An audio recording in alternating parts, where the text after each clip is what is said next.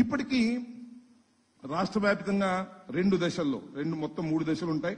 2 దశలు పూర్తయ్యాయి. 6,000 గ్రామాల్లో సమగ్ర సర్వే పూర్తయింది. ఇందులో 4,000 గ్రామాల్లో పాస్ పుస్తకాలు ఇవ్వటం కూడా జరిగింది. మరో 2,000 గ్రామాలకు సంబంధించి ఇవ్వాల్సి ఉంది. మిగిలిన గ్రామాల్లో డ్రోన్ సర్వేలు కూడా పూర్తయింది. ఈ విధంగా అన్ని రకాలుగాను దీన్ని పూర్తి చేసి రైతులకు సక్రమంగా వివాదాలు లేకోకుండా వివాదం లేనటువంటి స్థలాలుగా దీన్ని చేయాలనేటువంటి దృక్పథంతో ఇవాళ రాష్ట్ర ప్రభుత్వం పనిచేసిందని కూడా మనవి చేస్తున్నాం. కాబట్టి చంద్రబాబు నాయుడు గారికి దిక్కులేదు. ఇక మొన్న జగన్మోహన్ రెడ్డి గారి మీద ఇష్టం వచ్చినట్టుగా మాట్లాడటం, ఈ సర్వే తప్పు ఆ సర్వే తప్పు అని మాట్లాడారు. చివరికి ల్యాండ్ టైటిలింగ్ యాక్ట్ అనే దాన్ని రద్దు చేసి పారేశారు. నేను మనవి చేస్తున్నా, ల్యాండ్ టైటిలింగ్ యాక్ట్ అనేది అత్యంత ఉన్నతమైనది. మళ్ళా చెప్తున్నా, అత్యంత ఉన్నతమైనది. ల్యాండ్ టైటిలింగ్ యాక్ట్ వలన అనేకమైన డిస్ప్యూట్స్ పోతాయి. ఇది జగన్మోహన్ రెడ్డి గారి బుర్రలో పుట్టినటువంటి ఆలోచన కాదని మనవి చేస్తున్నా. రాష్ట్ర ప్రభుత్వం తీసుకొచ్చినటువంటి ఆలోచన కాదని మనవి చేస్తున్నా. ఇవాళ మీరే కేంద్ర ప్రభుత్వంలో భాగస్వామిగా ఉన్నారో ఆ కేంద్ర ప్రభుత్వం నీతి ఆయోగ్ ఈ ల్యాండ్ టైటిలింగ్ యాక్ట్ ను తీసుకొచ్చి రాష్ట్రాలకు ఇచ్చింది. రాష్ట్రాలకు మీకు అనుగుణంగా దీన్ని చేయమంటే దాని ప్రకారం చేస్తున్నటువంటి సందర్భం. ల్యాండ్ టైటిలింగ్ యాక్ట్ చాలా ప్రమాదమైంది. దాని మీద జగన్మోహన్ రెడ్డి గారి బొమ్మ ఉంది, అట్ట మీద జగన్మోహన్ రెడ్డి గారి బొమ్మ ఉంది. కాబట్టి ఇది దుర్మార్గమైంది, అన్యాయమైంది, రాంగానే తీసేస్తాం, రద్దు చేస్తాం అన్నారు. చేశారు. మేకను పట్టుకొని కుక్క కుక్క కుక్క కుక్క కుక్క అని ఆ మేకను వదిలేశారు. మళ్ళా అదే మేకను మీరు తెచ్చుకోవాల్సిన పరిస్థితి వస్తుంది. నారా చంద్రబాబు నాయుడు గారు మళ్ళా ల్యాండ్ టైటిలింగ్ యాక్ట్ కు రావాల్సినటువంటి పరిస్థితి వస్తుంది.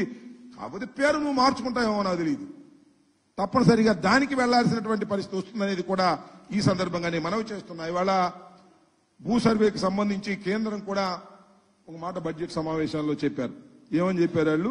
రాష్ట్రంలో భూ సంస్కరణలు, భూములు రీసర్వే, భూ రికార్డులు డిజిటలీకరణ ఆవశ్యకతను కేంద్రంలోని ఎన్డీఏ ప్రభుత్వం బడ్జెట్ ప్రతిపాదించిన రోజే అందుకు విరుద్ధంగా రాష్ట్రంలో టీడీపీ, జనసేన, బీజేపీ కూటమి ప్రభుత్వం అసెంబ్లీలో ల్యాండ్ టైటిలింగ్ యాక్ట్ రద్దు చేసింది. అది వేరే అంశం.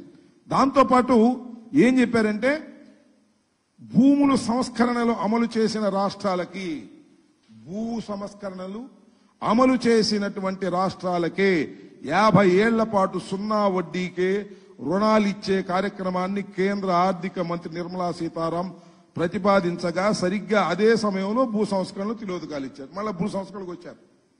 రీసర్వే అనేది భూ సంస్కరణకు సంబంధించినటువంటి అంశం. దానికి మళ్ళా వచ్చారు.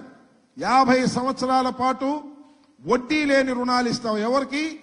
ఈ రీసర్వేలు చేసి ఆ యాక్ట్ను తీసుకొచ్చిన వాళ్ళకి మాత్రమే ఇస్తామని కేంద్ర ప్రభుత్వం చెప్పింది. మీతో ఉన్న భాగస్వామ్యమైనటువంటి ప్రభుత్వం ఏ బెస్ట్ టైటిలింగ్ యాక్ట్ ని మీరు రద్దు చేశారు. మళ్ళా దాన్ని మరొక రూపంలో తీసుకురావాల్సిందే. ఇప్పుడు ఏ విధంగా రీసర్వేలు తప్పు తప్పు తప్పు అని మీరు ప్రచారం చేశారో చేసి మళ్ళా అదే రీసర్వేని ఎలా తీసుకొచ్చారో మళ్ళా మీరు రాబోయే కాలంలో కూడా అది తీసుకురావాల్సినటువంటి అనివార్యమైన పరిస్థితి వస్తుందనేది ఈ సందర్భంగా నేను చెప్పదలుచుకున్నాను. కాబట్టి చంద్రబాబు నాయుడు గారు తన ఈ కొద్ది కాలంలోనే అనేకమైన తప్పిదాలకు పాల్పడే పరిస్థితి తీసుకొస్తున్నారు. అనేకమైన మోసాలు చేశారు చంద్రబాబు నాయుడు గారు. ఎన్నికల సమయంలో అనేకమైన హామీలు ఇచ్చి ఇవాళ ఏదో మాటలు మాట్లాడుతూ ఉన్నారు. ఏ హామీని నెరవేర్చేటటువంటి పరిస్థితి లేనటువంటి ఒక పరిస్థితి ఏర్పడింది. ఒక దుర్మార్గమైనటువంటి ఆలోచన చేశారు చంద్రబాబు నాయుడు గారు.